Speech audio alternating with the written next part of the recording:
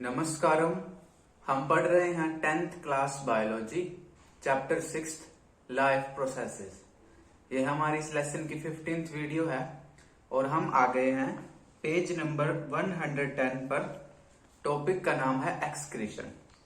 110 page NCERT book और हमारा topic है आज का एक्सक्रीशन। और आज हम पढ़ेंगे एक्सक्रीशन इन ह्यूमन बींग्स, इंसानों में एक्सक्रीशन कैसे होती है। तो आज का हमारा टॉपिक है एक्सक्रीशन।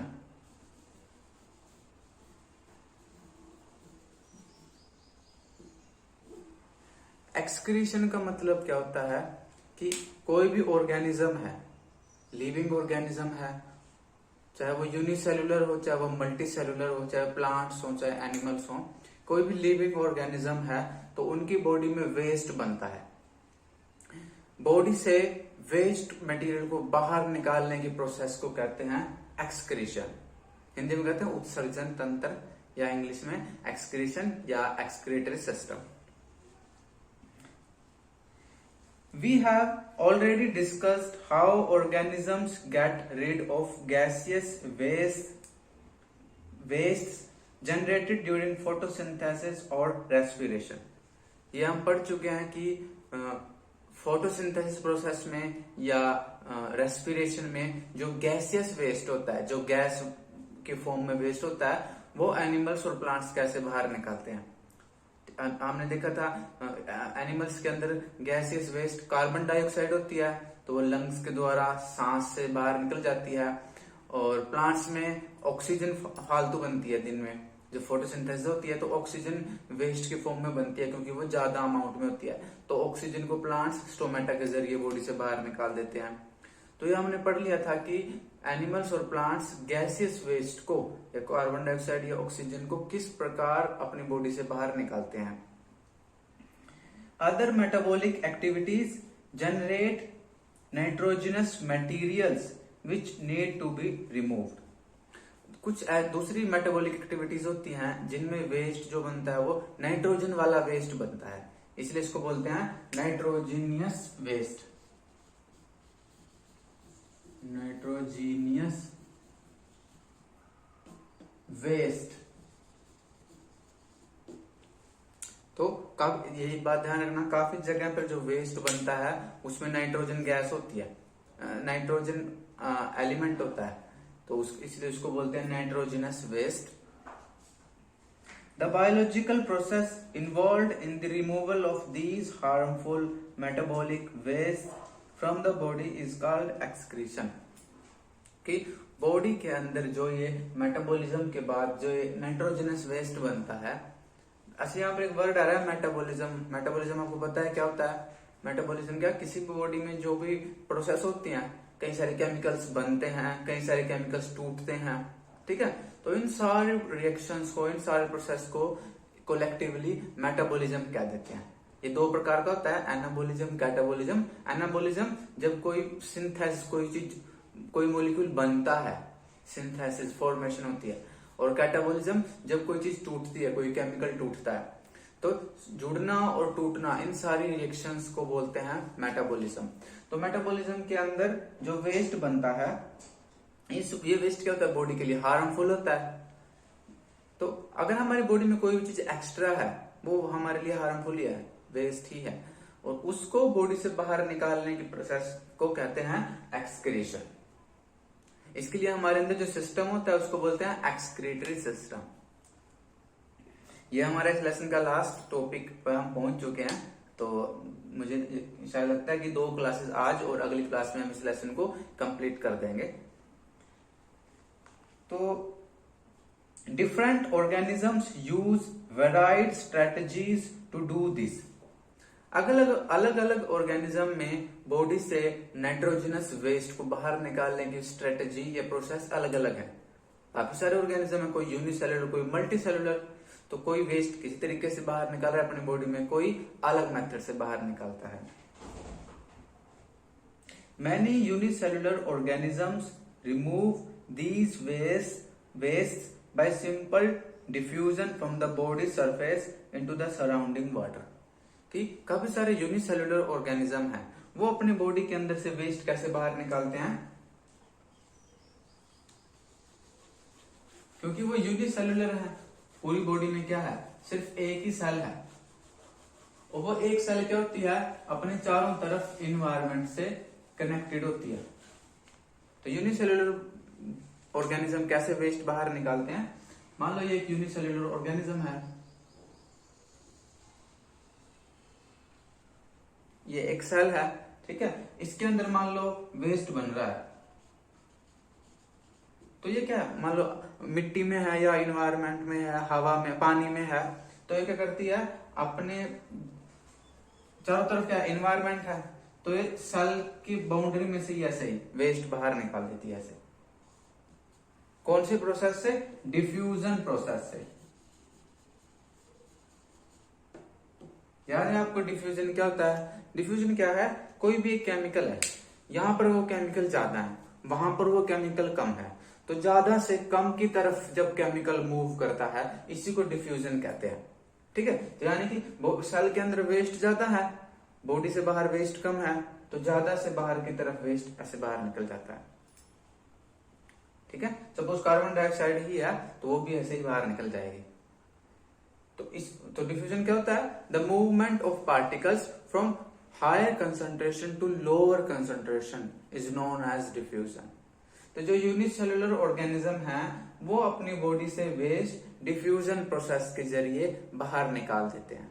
तो इनके अंदर क्या है, सिंपल सी प्रोसेस है, मान लो यहाँ पर वेस्ट है, तो इधर से निकल जाएगा, इधर से भी निकल जाएगा, कहीं से भी निकल सकता है, क्योंकि एक ही सेल है, तो ये अपने चारों तरफ कहीं से भी वेस्ट अपनी मेम्ब्रेन के थ्रू बाहर निकाल देती है।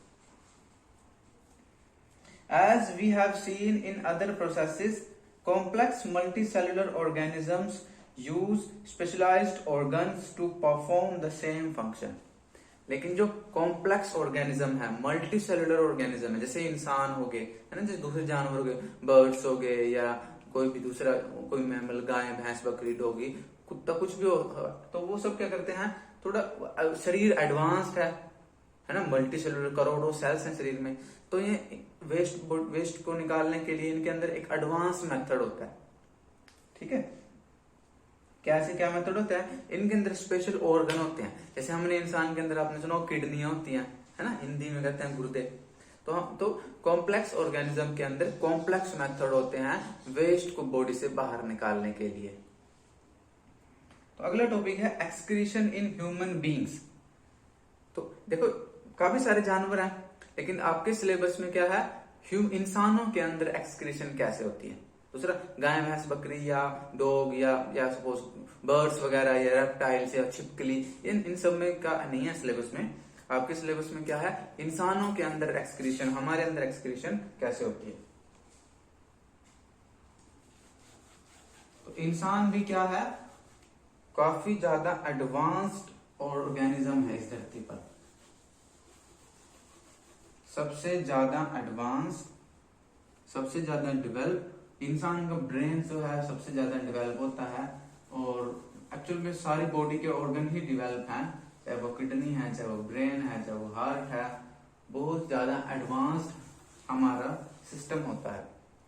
तो अगला टॉपिक है एक्सक्रीशन इन ह्यूमन बींग्स। क्या है, excretion in human being.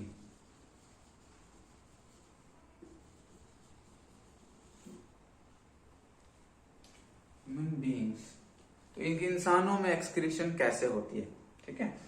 The excretory system of human beings, तो हमारे अंदर क्या होता है, एक्सक्रीटरी सिस्टम होता है, उसमें क्या होता है, includes a pair of kidneys, a pair of ureters, a urinary bladder and urethra. कि हमारी बॉडी के अंदर जो एक्सक्रीटरी सिस्टम है उसमें मेनली 4 ऑर्गन हैं। क्या है, एक a pair of kidney, kidney का एक जोड़ा है ना, गुर्दे हैं 2, a pair of ureters, ureters अभी बताऊंगा मैं यूरेटर्स क्या है, यूरिन जाता है इनके अंदर से, एक यूरिनरी ब्लैडर है, एक यूरेथ्रा है, ठीक है। तो ह्यूमन के अंदर एक्सक्रीटरी सिस्टम क्या है, excretory system in human beings.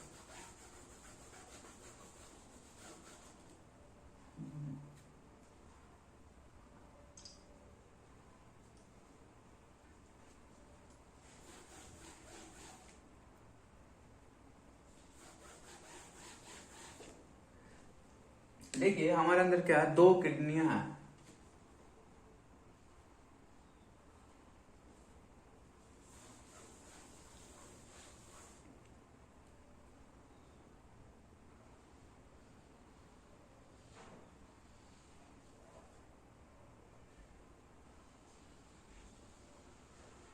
कुछ कुछ ऐसे बीन की शेप की या राजमा की शेप की हमारे अंदर 2 किडनियां होती हैं। ठीक है, किडनियों के अंदर यूरिन बनता है। ठीक है, यूरिन ही क्या है, वेस्ट है जो बॉडी से बाहर निकालना होता है। तो यहां से क्या है,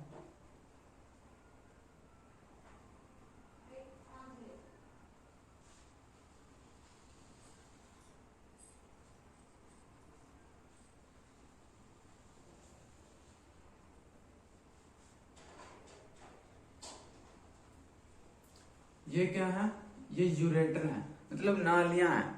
ठीक है, जैसे ब्लड की वेसल होती है, लेकिन यहाँ ब्लड नहीं, यहाँ पर यूरिन मूव करता है।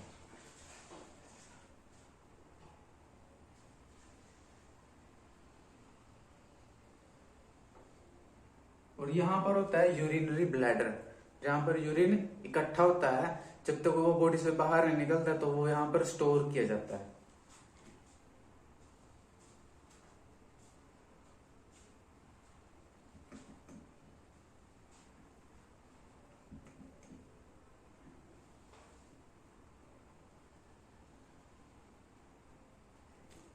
ये यूरिन यहाँ से बॉडी से बाहर निकला जाता है। ये एक सिंपल सा डायग्राम है एक्सक्रीटरी सिस्टम ऑफ ह्यूमन। ठीक है, क्या है ये, एक्सक्रीटरी सिस्टम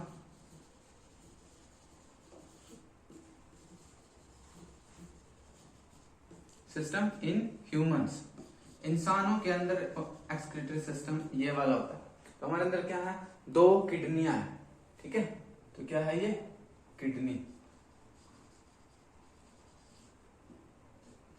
गुर्दे भी कहते हैं इसको हिंदी में, गुर्दे। ये क्या है, यूरेटर। दोनों के दोनों देखो, अ पेयर ऑफ किडनी अभी हमने पढ़ा था, अ पेयर ऑफ यूरेटर, यानी क्या है, इनमें से यूरिन मूव करता है। ठीक है, जो पेशाब है वो मूव करता है यूरिन, तो इनको बोलते हैं यूरेटर।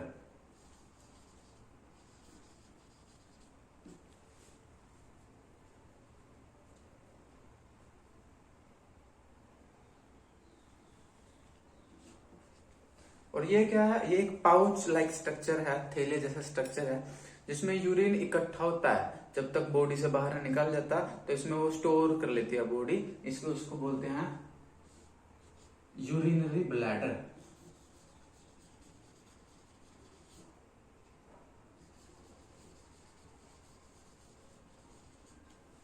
इसको बोलते हैं यूरिनरी ब्लैडर।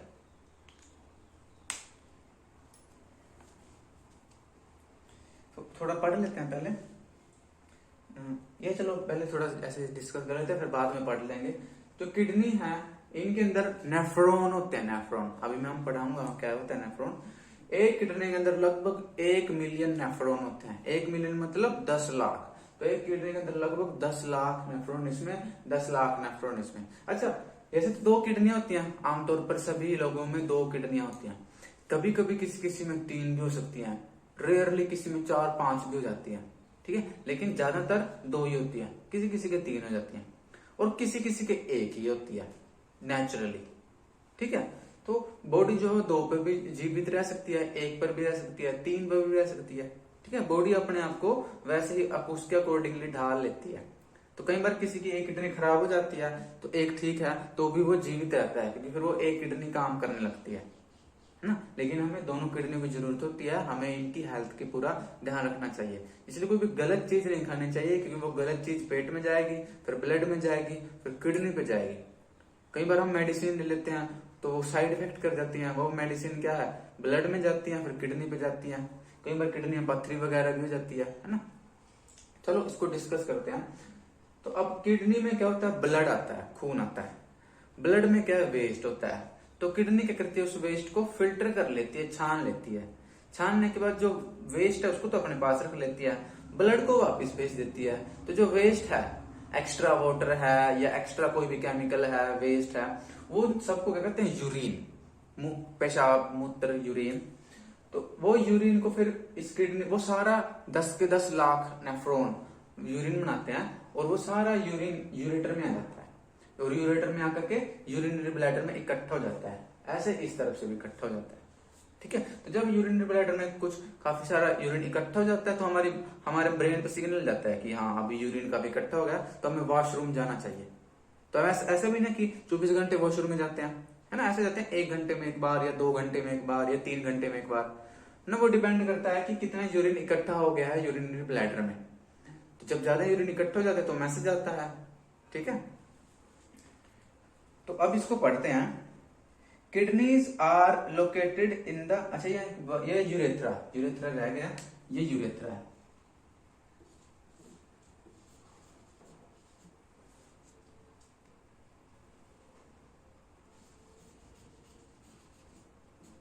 यूरेथ्रा मतलब ये वो रास्ता है जिसके द्वारा बॉडी से यूरिन या पेशाब बाहर निकलता है। मेल्स में भी फीमेल्स में भी इसको बोलते हैं यूरेथ्रा।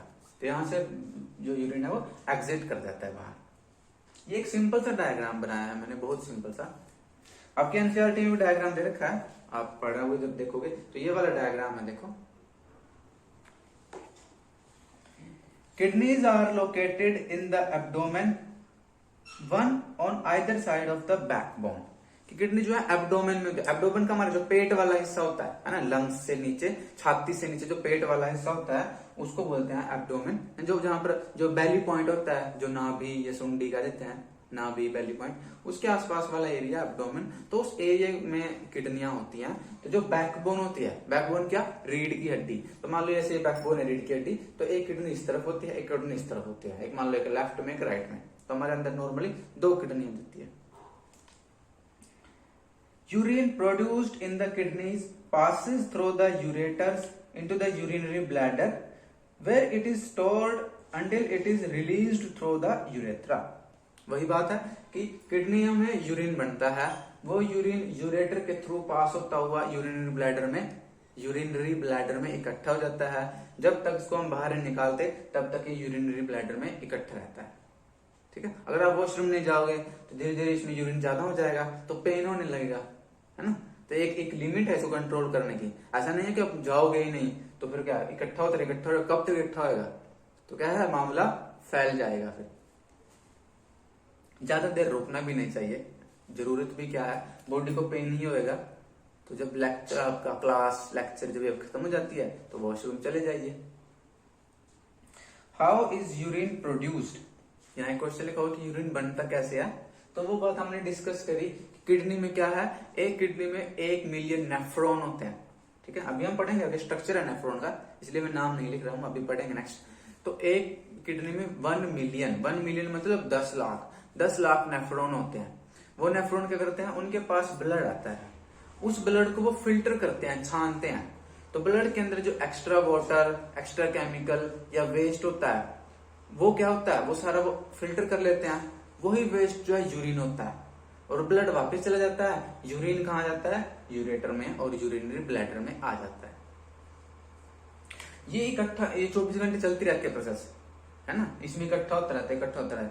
हम वॉशरूम तो कभी कभी जाते हैं, लेकिन ये फिल्टर का काम 24 घंटे चलता रहता है, चाहे हम सो रहे हो जाग रहे हो, 24 घंटे। The purpose of making urine is to filter out waste products from the blood. कि यूरिन बनाने का मकसद यही है कि ब्लड को फिल्टर किया जाए, ब्लड के अंदर से वेस्ट मटेरियल निकाला जाए। तो देखिए हमारी जो सेल्स हैं वो खाती रहती हैं, है ना, वहां पर प्रोसेस चलती रहती हैं, मेटाबॉलिज्म चलता रहता है, वेस्ट भी बनता रहता है, तो वो वेस्ट बाहर निकालना है। Just as carbon dioxide is removed from the blood in the lungs, कि जैसे कि जो लंग्स में से कार्बन डाइऑक्साइड कैसे निकलती है, ब्लड में से कार्बन डाइऑक्साइड लंग्स में से होती हुई, नाक में से होती हुई बाहर निकल जाती है। Nitrogenous waste such as urea और uric acid are removed from blood in the kidney. कि उसी तरह किडनी भी वेस्ट निकालती है। कौन सा वेस्ट निकालती है, नाइट्रोजन वाला वेस्ट, उसको बोलते हैं नाइट्रोजनस वेस्ट। जैसे कि यूरिया और यूरिक एसिड, ये हमारी बॉडी में वेस्ट बनते हैं और ये बाहर निकालते हैं। कौन सा, urea.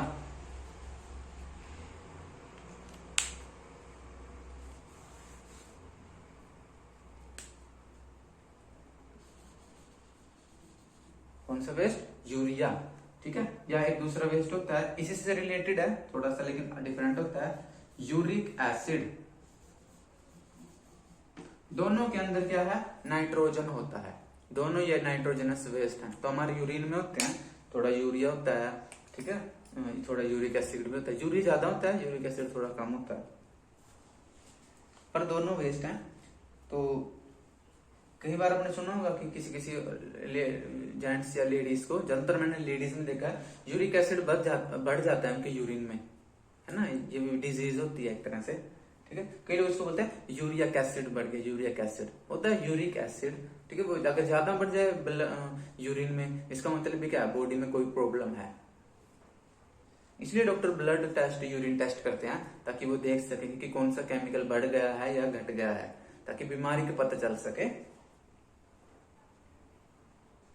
It is then no surprise that the basic filtration unit in the kidneys, like in the lungs, is a cluster of very thin-walled blood capillaries. कि जैसे लंग्स में भी क्या था? एल्वियोलाई थी, जो क्या कर रही थी? और कार्बन डाइऑक्साइड और ऑक्सीजन का एक्सचेंज करती थी, है ना। उसी तरह वहां पर भी लाखों जो है वो एल्वियोलाई थे लंग्स में, 2 ही लंग्स थे। उसी तरह यहाँ पर 2 किडनीज हैं और यहाँ पर भी लाखों, है ना, एक किडनी में 10 लाख जो है नेफ्रॉन है। नेफ्रॉन क्या है? Thin wall tube like structure है जो ब्लड को फिल्टर करता है। ठीक है, नेफ्रॉन क्या है? ट्यूब लाइक स्ट्रक्चर है जो ब्लड को फिल्टर करता है। तो चलो इसको आगे बढ़ने से पहले हम डायग्राम बनाते हैं नेफ्रॉन का, उसको समझते हैं, फिर इसको रीड करते हैं। तो इसको हम रब कर देते हैं और चलते हैं नेफ्रॉन के डायग्राम पर। नेफ्रॉन को आप उलझना मत, एक न्यूरॉन होता है, न्यूरॉन तो ब्रेन में होता है, लेकिन ये नेफ्रॉन है, स्पेलिंग अलग होती है इसकी, नेफ्रॉन। और ये नेफ्रॉन किस में होता है? किडनीज में होता है।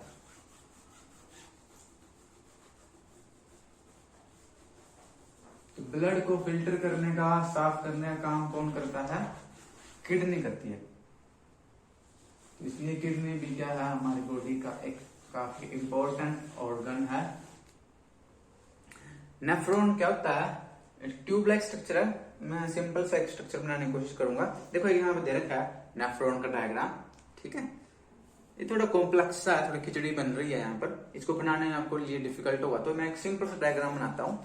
आप कोई भी डायग्राम बना सकते हो जो आपको अच्छा लगे, ठीक है। तो नेफ्रॉन में कैसे होता है? यहाँ पर एक कप लाइक स्ट्रक्चर होती है, बहुत छोटे होते हैं ये, हम डायग्राम बड़ा बना रहे हैं हम, तो वैसे तो बहुत छोटे छोटे होते हैं।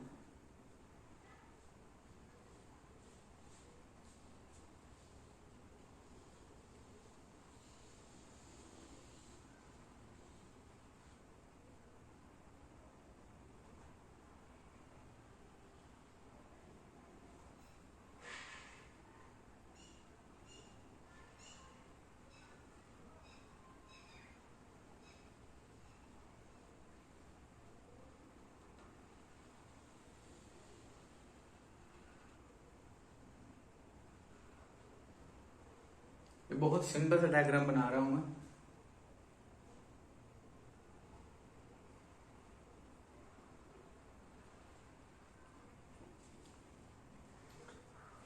ये यहाँ पर ब्लड सप्लाई है, ब्लड वेसल आएगी, ठीक है। ये चलो इसको कंप्लीट कर देते हैं।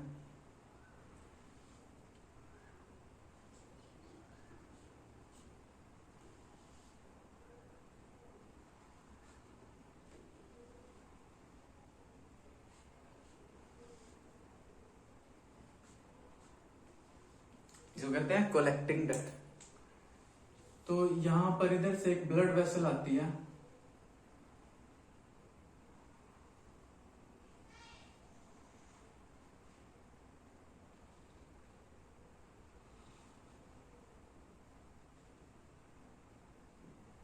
इसके अंदर यहाँ पर एक पूरा नेटवर्क होता है, जाल सा बन जाता है, ट्यूब्स का जाल सा बन जाता है। मैं थोड़ा ऐसे दिखा रहा हूँ, इसके बीचों बीच जाल सा बन जाता है, ऐसे कोइलिंग हो जाती है किसकी? ब्लड वेसल की। तो यहाँ पर ब्लड वेसल आ रही है, इसका नाम क्या है? रेनल आर्टरी की ब्रांच है। तो ये क्या है? Branch of renal artery. क्या है? Branch of renal artery, renal artery. इसको बोलते हैं बोमन्स कैप्सूल। ये जो कप लाइक स्ट्रक्चर बन गया ये वाला, इसको बोलते हैं बोमन्स कैप्सूल।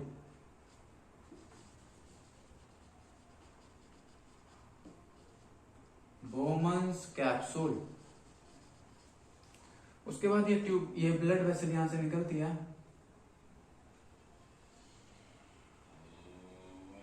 इसको कोयल कर लेती है। जो ट्यूब निकली है इसी के चारों तरफ ब्लड वेसल घूमती है, तो इसको क्या कर लेती है, कोयल कर लेती है पूरा।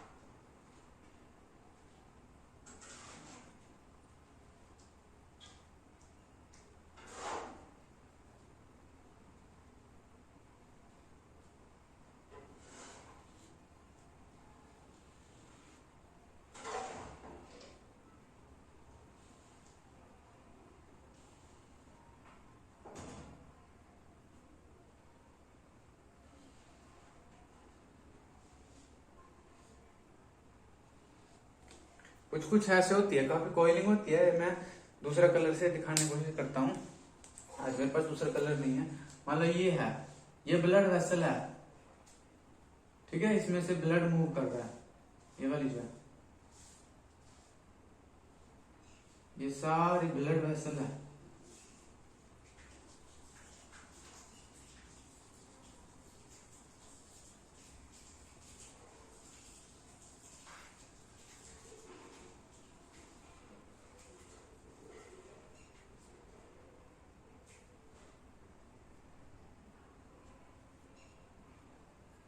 ये जो ब्लू कलर की दिखाई है सारी ब्लड वेसल है, इसमें से ब्लड मूव कर रहा है। और जो ये जिसमें मैं जो ब्लैक कलर है खाली, ये इसमें से यूरिन मूव कर रहा है, इसमें यूरिन आता है, ठीक है।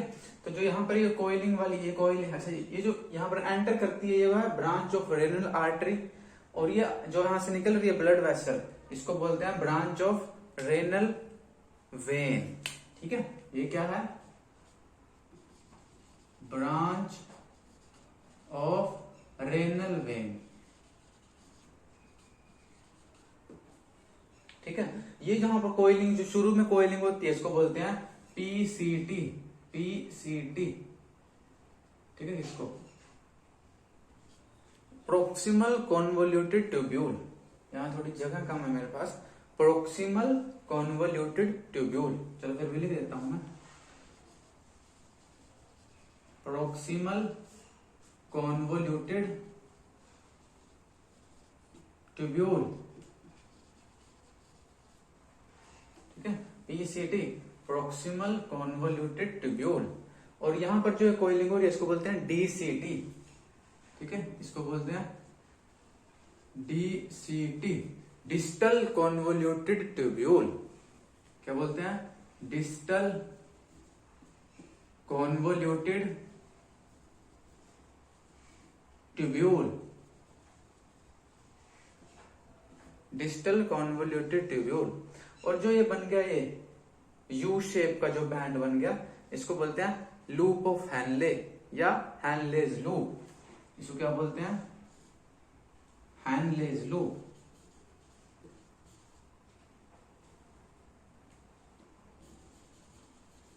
या क्या बोलते हैं? लूप ऑफ हैनले या हैनलेज लूप। ये क्या है लास्ट में? कलेक्टिंग डक्ट, इसको बोलते हैं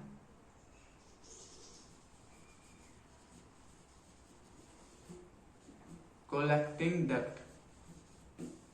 ठीक है, तो ये किसका डायग्राम है? Structure of nephron. तो ये बन गया अपना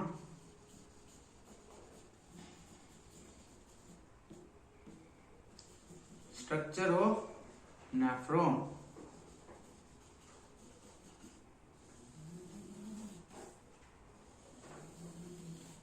ये क्या बन गया? Structure of nephron. एक सिंपल सा डायग्राम बनाने की हमने कोशिश की है। ठीक है, ठीक ही बन गया वैसे।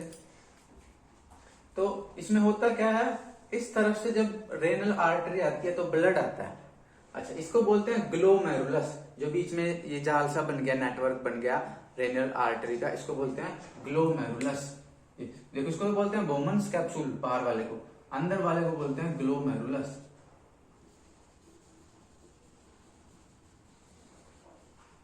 ग्लोमेरुलस में ब्लड आ जाता है और ब्लड वो फिल्टर हो जाता है, और तो ब्लड के अंदर से काफी सारे केमिकल्स, वाटर वगैरह इस बोमन्स कैप्सूल में आ जाते हैं। ठीक है, और ब्लड फिर आगे से मूव कर जाता है आगे आगे वाली आर्टरी या वेन में। अब बोमन्स कैप्सूल में वो फ्लूइड आ जाता है। ठीक है, उसको बोलते हैं फिल्ट्रेट। फिल्टर हो के आ गया फिल्ट्रेट। लेकिन अभी इसमें क्या है, काफी सारे केमिकल ऐसे आ जाते हैं जो बॉडी के लिए यूजफुल होते हैं, जो वेस्ट नहीं होते। वाटर वगैरह जाता है कई बार, और वाटर की बॉडी की जरूरत होती है। तो मतलब काफी सारी ऐसी चीजें आ जाती हैं जिनकी बॉडी को जरूरत होती है, तो उस बॉडी उसको फिर वापस निकाल लेती है बाहर से, फिल्ट्रेट में से वापस एब्जॉर्ब कर लेती है। उसी के लिए ये ब्लड वेसल घूमती है। ये क्या करती है, वो उतना वाटर, वो न्यूट्रिएंट्स जिनकी ब्लड को जरूरत है वो वापस एब्जॉर्ब कर लेती है। तो सब कुछ एब्जॉर्ब कर लेती है यहाँ पर, PCT, Henle's loop, DCT absorb कर लेती है। उसके बाद जब कलेक्टिंग डक्ट में जो फिल्ट्रेट आता है वो प्योर यूरिन होता है, उसमें कोई भी यूजफुल चीज नहीं होती। तो वो सारा वाटर वगैरह जितना चाहिए उनको, ब्लड को जो जो न्यूट्रिएंट्स चाहिए, वो वापस ये आर्टरी या ये वेन, जो ब्लड वेसल है, ये वापस उसको एब्जॉर्ब कर लेती है। इसलिए इसके साथ साथ ये कोयल करती है। तो लास्ट में क्या है, यूरिन कहाँ एंटर कर जाता है? कलेक्टिंग डक्ट में। कलेक्टिंग डक्ट से यूरिन कहाँ चला जाता है? यूरेटर में। तो इस तरह 1 मिलियन नेफ्रॉन में से उनके कलेक्टिंग डक्ट्स के जरिए यूरिन कहाँ चला जाता है? लास्ट में यूरेटर में। यूरेटर से फिर यूरिनरी ब्लैडर में, यूरिनरी ब्लैडर से फिर यूरेथ्रा के जरिए बॉडी से बाहर निकाल दिया जाता है। ठीक है, तो ये थी हमारे नेफ्रॉन की वर्किंग। अब हम आगे बढ़ते हैं, पढ़ते हैं बुक क्या कहती है। ईच कैपिल, देखो इतना समझ में आया, बुक ने बताया था कि जो नेफ्रॉन है वो थिन ट्यूब्यूल्स का एक नेटवर्क है। तो देखो पतली पतली नालियां हैं, ट्यूब्यूल्स हैं, और एक नेटवर्क है, पैक हो रहा है एक तरह से। Each capillary cluster in the kidney is associated with the cup shaped end of the coiled tube called Bowman's capsule. तो क्या है, ये कप शेप्ड स्ट्रक्चर है जिसको बोलते हैं Bowman's capsule. That collects the filtrate, जो कि फिल्ट्रेट कलेक्ट करता है, क्योंकि यहाँ ग्लोमेरुलस में से जो फ्लूइड फिल्टर होके आता है वो बोमन्स कैप्सूल में जाता है, उसी को बोलते हैं फिल्ट्रेट, कि फिल्ट्रेट आ गया। अब वो फिल्ट्रेट मूव करता है पीसीटी, हैनलेज लूप, डीसीटी में। Each kidney has large numbers of these filtration units. तो यहाँ पर एक भी रखा है फिगर 6.14, तो ये डायग्राम दे रखा है 6.14 जो हमने बनाया है।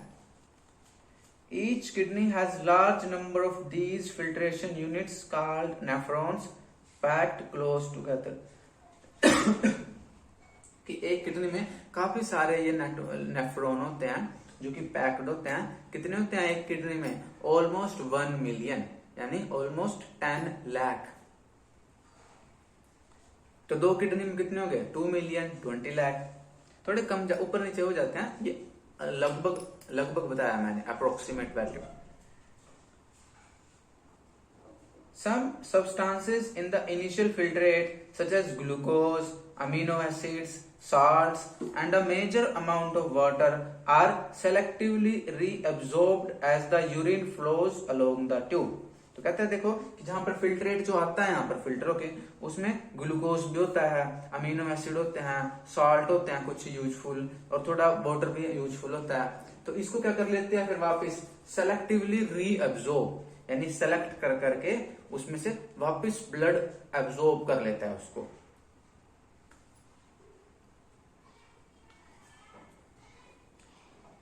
The amount of water reabsorbed depends on how much excess water there is in the body and on how much of dissolved waste there is to be excreted।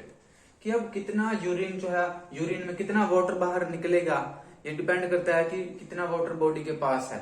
अगर मान लो बॉडी के पास पूरा वाटर है, आप ज्यादा पानी पीते हो तो ज्यादा यूरिन निकलता है, क्योंकि ज्यादा वाटर पी रहे हो तो ज्यादा वाटर वेस्ट है, वेस्ट वाटर निकाल देता है बॉडी। अगर आप पानी ना पियो, उस दिन आपका यूरिन कम आता है और गाढ़ा यूरिन आता है। क्यों? क्योंकि पहले ही आपकी बॉडी में पानी कम है। अब पानी कम है तो वो क्या, पानी वेस्ट निकालता ही नहीं वो यूरिन में से, तो यहाँ से पानी वापिस एब्जॉर्ब कर लेता है। तो ये डिपेंड करता है कि आपको कितना यूरिन आएगा, ये डिपेंड करता है कि आपकी बॉडी में वेस्ट कितना बन रहा है, आपकी बॉडी में पानी कितना है। अगर ज्यादा वेस्ट है, ज्यादा पानी है तो ज्यादा यूरिन आता है, कम वेस्ट है, कम पानी है तो कम यूरिन आता है। The urine forming in each kidney eventually enters a long tube, the ureter, which connects the kidneys with the urinary bladder।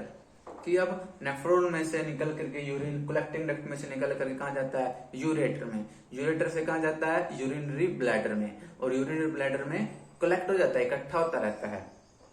Urine is stored in the urinary bladder until the pressure of the expanded bladder leads to the urge to pass it out through the urethra। कि अब urinary bladder में urine इकट्ठा होता रहेगा, जिससे वो urinary bladder थोड़ा बढ़ता रहेगा, है ना, मस्कुलर स्ट्रक्चर है, जिससे प्रेशर बनेगा, हमारी बॉडी पे, ब्रेन पे सिग्नल जाएगा कि यूरिन हो काफी आ चुका है। तो फिर हमारे अंदर एक अर्ज आती है, भावना आती है ना, एक नीड होती है कि हम वॉशरूम जाना है और यूरिन को एक्सक्रीट करना है। ऐसे नहीं कि अब हर टाइम जागते रहोगे, नहीं आता जाता। कोशिश करके देखो, एक बार जाके आए, फिर 1 मिनट बाद जाओ, फिर 1 मिनट बाद जाओ, आएगा ही नहीं, क्योंकि बॉडी में वो उतना बन ही नहीं रहा है। ठीक है, तो जब एक लेवल तक वो यूरिनरी ब्लैडर में बन जाता है तभी आप वॉशरूम जा सकते हो। ठीक है, और उसको कंट्रोल भी एक लेवल तक ही कर सकते हो। The bladder is muscular so it is under nervous control as we have discussed elsewhere. कहते हैं ब्लैडर जो होता है वो मस्कुलर स्ट्रक्चर है, मसल्स के मिलकर बना हुआ है यूरिनरी ब्लैडर, और वो हमारे ब्रेन के कंट्रोल में है, इसलिए हम अपनी मर्जी से जाते हैं। ठीक है, ऐसा नहीं, कभी कभी किसी को बीमार हो या कोई बच्चा वगैरह हो, उसका है कि उसका कपड़ों में यूरिन निकल जाता है, वरना तो हम अपनी मर्जी से जाते हैं, वरना रोक कर रखते हैं। जैसे अभी आप मेरी वीडियो देख रहे हो तो आपने रोक रखा है, ऐसा नहीं है कि कपड़े गीले हो चुके हैं। जब आपका प्रेशर उतना बन जाएगा तो आप वीडियो बंद करके पॉज करके चले जाओगे।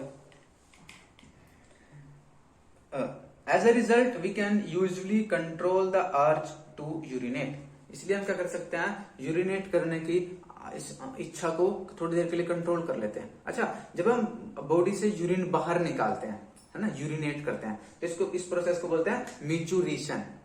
क्या बोलते हैं? मीचुरेशन। मैं यहां लिख रहा हूं, ठीक है, दिखाई दे रहा है, मीचुरेशन।